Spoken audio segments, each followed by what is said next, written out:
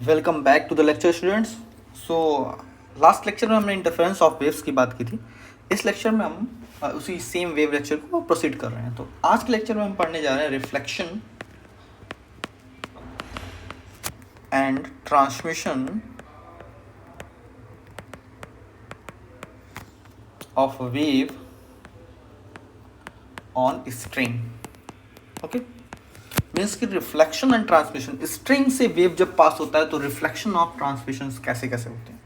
अब रिफ्लेक्शन क्या होता है कि सिंपल डिफिनेशन से अगर मैं रिफ्लेक्शन को समझाऊं आपको, तो रिफ्लेक्शन सिंपली होता है bouncing back of light in same medium. इस बात को याद रखिएगा, bouncing back of light in the same medium. Okay, ये इंपॉर्टेंट टर्म है, सेम मीडियम। जब भी ट्रांसमिशन क्या होता है, अगर मैं ट्रांसमिशन की बात करूं, ट्रांसमिशन कैसे डिफाइंड होता है? ट्रांसमिशन डिफाइंड होता है आपका go from one medium to another. Okay, तो एक रिफ्लेक्शन है, एक ट्रांसमिशन है कि जब एक ही मीडियम में बाउंस बैक करके वापस आ जाए तो रिफ्लेक्शन, और जब एक जगह से दूसरे जगह जाए, ठीक है, एक मीडियम से दूसरे मीडियम में ट्रांसफर करे तो वो होता है transmission. Okay, that is why it's called transmission, because ये ट्रांसफर कर रहा है एक स्पेस से दूसरे स्पेस में, एक डेंसिटी से दूसरे डेंसिटी में। ओके, सो कुछ प्रॉपर्टीज़ मैं आपके यहाँ बताया जा रहा हूँ, रिफ्लेक्शन, ट्रांसमिशन और कुछ स्पेशल प्रॉपर्टीज़ के कंपेरिजन। जैसे देखिए, ये थोड़ा सा इंपॉर्टेंट टॉपिक है, इस बात पे थोड़ा सा ध्यान रखिएगा। जैसे मैं यहाँ पे कुछ प्रॉपर्टीज़ लिखूँगा, फिर ये बताऊँगा कि रिफ्लेक्शन के टाइम पे वो कैसा बिहेव करेंगी और ट्रांसमिशन के टाइम पे वो उनका नेचर कैसा होगा। मतलब वो ट्रांसमिशन के टाइम पे या रिफ्लेक्शन के टाइम पे चेंज होंगी कि नहीं होंगी, कि कांस्टेंट रहेंगी, कि क्या होगा, इस तरह की बात है। जैसे पहला टॉपिक जो हमारा है वह है वेलोसिटी। ओके, तो वेलोसिटी सबसे पहले होता है वेलोसिटी। जैसे कि आपको एग्जांपल मैं देता हूँ, जैसे लाइट वेव्स इंटरस्टेलर मीडियम से स्पेस से हमारे अर्थ में आती है तो उसकी वेलोसिटी डिक्रीज हो जाती है। तो जो वेलोसिटी होती है वो मीडियम डिपेंडेंट होती है। Okay, so velocity depend on medium, so it is same, because reflection क्या होता है, वो उसी मीडियम में रिटर्न बैक आता है। याद कीजिए, same medium, bouncing back of the same medium. पर ट्रांसमिशन में वेलोसिटी चेंज होगा क्योंकि मीडियम डिपेंडेंसी है यहाँ पे। ओके, मीडियम डिपेंडेंसी है यहाँ पे। ओके, दूसरा पॉइंट क्या होगा, फ्रीक्वेंसी की अगर मैं बात करूँ, अगर मैं फ्रीक्वेंसी की बात करूँ तो फ्रीक्वेंसी की बात तो बहुत ही सिंपल सी टर्म है।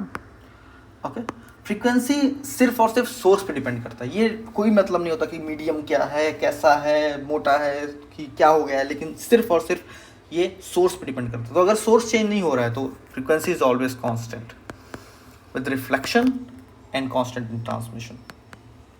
Why? Because it is F is source dependent. Okay, F is source dependent. Third point पे अगर हम आते हैं, वेवलेंथ। वेवलेंथ की अगर हम बात करें तो वेवलेंथ कैसे वेरी करेगा? वेवलेंथ कंप्लीटली मीडियम डिपेंडेंट होता है। ये इस का एक जनरल फॉर्मूला मैंने आपको एक्चुअली बता रखा है, याद है आपको? अगर याद होगा तो V is equal to nu F lambda. अगर आपको याद हो तो एफ लैम्डा, तो लैम्डा और एफ तो कांस्टेंट है, लैम्डा और V चेंज होते रहेंगे मीडियम के चेंज होने से। तो ये भी सिंपली मीडियम के चेंज होने से चेंज होगा, तो ये भी कांस्टेंट हो जाएगा क्योंकि V कांस्टेंट है तो लैम्डा कांस्टेंट है, फ्रीक्वेंसी कांस्टेंट है रहेगा ही, तो V is directly proportional to lambda.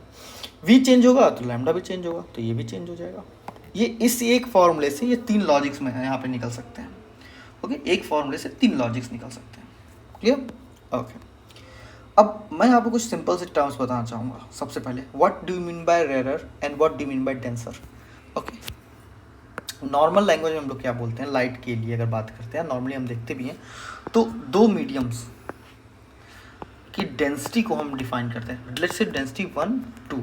Okay, ये यहाँ पे मैंने पानी भर दिया है और इसमें पूरी की पूरी बालू रखी हुई है, सैंड, इसमें पूरा पूरा सैंड है, इसमें पूरा का पूरा वाटर है। तो obviously density of container A, let's say this is A, this is B, density of container A is smaller than density of container B, ये तो ऑब्वियस सी बात है। पर अगर मैं स्ट्रिंग्स की बात करूं तो यही कॉन्सेप्ट थोड़ा सा डिफर हो जाता है, डिफर नहीं, सिंपल कॉन्सेप्ट, सेम कॉन्सेप्ट, लेकिन थोड़ा सा एडवांस हो जाता है। कैसे? अगर ये एक वॉल है तो wall is treated as denser medium,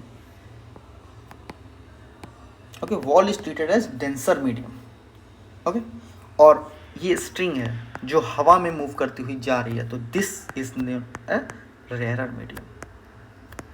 इस बात को आप याद कर लीजिएगा, wall is a denser medium and string is a rarer medium, always wall is a denser medium, string is a rarer medium, always, okay. इस बात को आप अच्छे से याद कर लीजिए। अब तो इस एक बात पे बहुत सारे टॉपिक्स आगे क्लियर होंगे कि डेंसर मीडियम से रिफ्लेक्शन होना कैसे होता है, रेयरर मीडियम से डेंसर मीडियम में रिफ्लेक्शन होना मीन्स कि वेव इधर जाके इधर जा रहा है, या वेव इधर से इधर आ रहा है, इधर से इधर आने का मतलब वो यहाँ से फोर्स लगा है, डेंसर मीडियम से वेव रेयरर मीडियम में जा रहा है, इधर से इधर जाने का मतलब हुआ कि रेयरर से वेव डेंसर में जा रहा है, तो किधर से वेव किधर जा रहा है इसके ऊपर बहुत अच्छी डिपेंडेंसी हो सकती है, ओके। हम इसी के बारे में आगे बात करने जा रहे हैं, ओके। तो दो कंडीशंस में आपको दो तरह के स्ट्रिंग्स की बात करेंगे। पहला स्ट्रिंग है जो कंप्लीटली बाउंड है, बंधा हुआ है, एक साइड में कंप्लीटली बंधा हुआ है, बिल्कुल भी कुछ नहीं है एक्स्ट्रा, एकदम बंधा हुआ है, कोई छूट नहीं है, एक साइड में टाइटली बंधा हुआ है, डेंसर मीडियम कंप्लीटली है, ओके।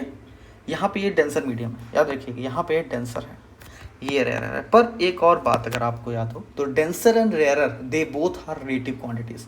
डेंसर किसी के रिस्पेक्ट में होता है, रेयरर किसी के रिस्पेक्ट में होता है। तो अगर एक दूसरा सेम लॉजिक में एक दूसरे तरीके से देने जा रहा हूँ, ध्यान दीजिएगा। अगर ये स्ट्रिंग हो गई अपनी, ये ऐसे यहाँ तक पहुँची और यहाँ पे सिर्फ एक लूप मैंने लगा दिया, यहाँ पे इससे बंधा नहीं है, बस एक ये एक स्टिक है, स्टिक के चारों तरफ मैंने एक लूप लगा दिया और इससे एक रस्सी को बांध दिया। अब इस कंडीशन में ये जो वायर होगा, स्ट्रिंग होगा, ये डेंसर हो जाएगा और ये रेयरर हो जाएगा। अब यहाँ देखिए, यहाँ पे वेव जब इधर जा रहा है तो ये रेयरर से डेंसर में जा रहा है, लेकिन यहाँ पे वेव जब इधर जा रहा है तो ये डेंसर से रेयरर में जा रहा है। तो दोनों कॉन्सेप्ट यहाँ पे आपको देखने हैं, ओके। रेयरर से डेंसर बस रिलेटिव है, इस बात का आप ध्यान रखिएगा, रिलेटिव होती हैं सारी चीज़ें, सारी की सारी चीज़ें रिलेटिव होती हैं। यहाँ पे रेयरर से डेंसर जा रहा है, यहाँ डेंसर से रेयरर जा रहा है।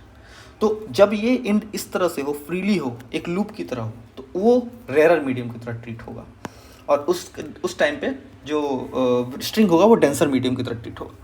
सिमिलरली अपोजिट बिल्कुल होगा अगर मैं एक साइड में इसको टाई कर दूँ तो, ओके।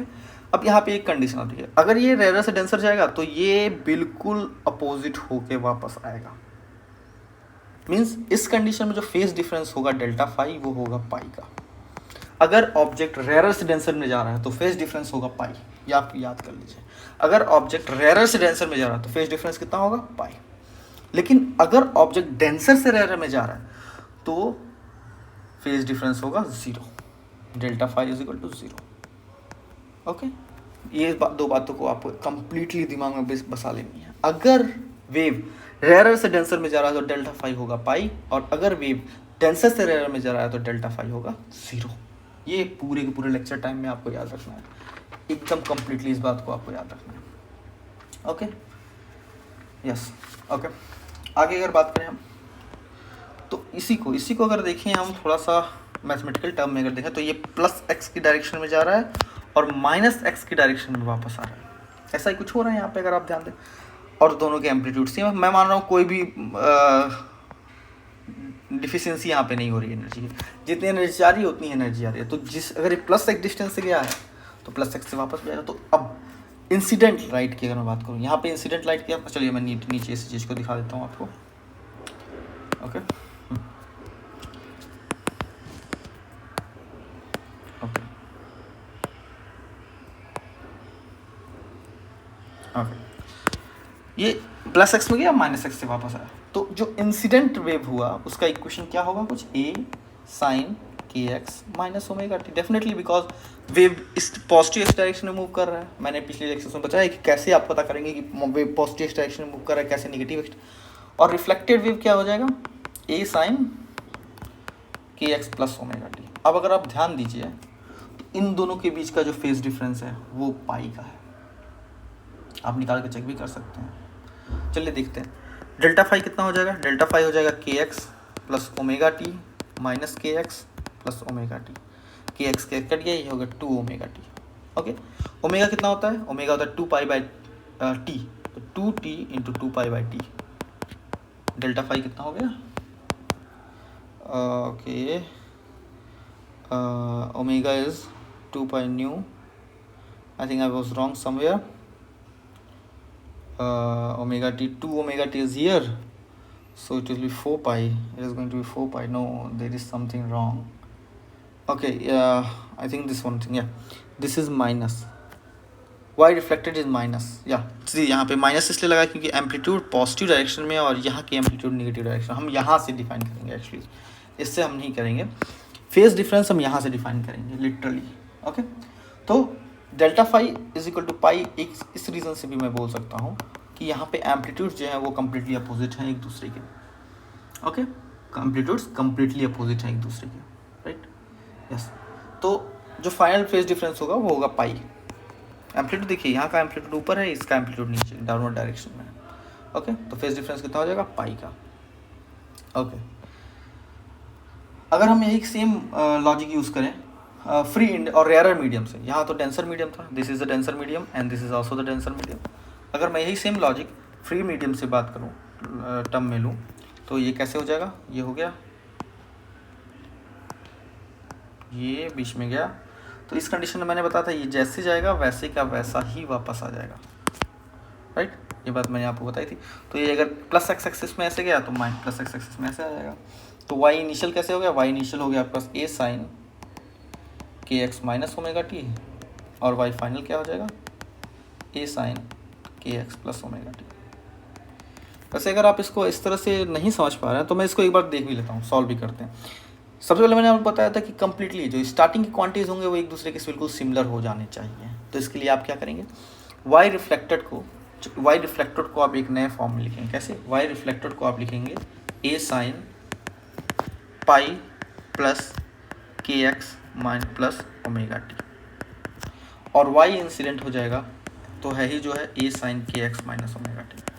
अब दोनों के सिनुसॉइडल टर्म्स एग्जैक्टली मैच कर रहे हैं एक दूसरे से। अब आप इनके फेज डिफरेंस को निकाल लीजिए।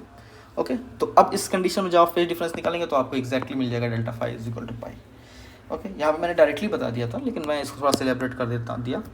तो आप यहाँ से अगर इस चीज़ को फाइंड आउट करें डायरेक्टली आपको delta phi is equal to pi मिल जाएगा। ओके, यस, और ये तो आपके पास रेयर डेंसर मीडियम है, यहाँ पे तो साफ साफ दिख रहा है फेज डिफरेंस 0 है, लॉस ऑफ कुछ एनर्जी है ही नहीं यहाँ पे। ओके, फेज डिफरेंस कम्प्लीटली 0 है।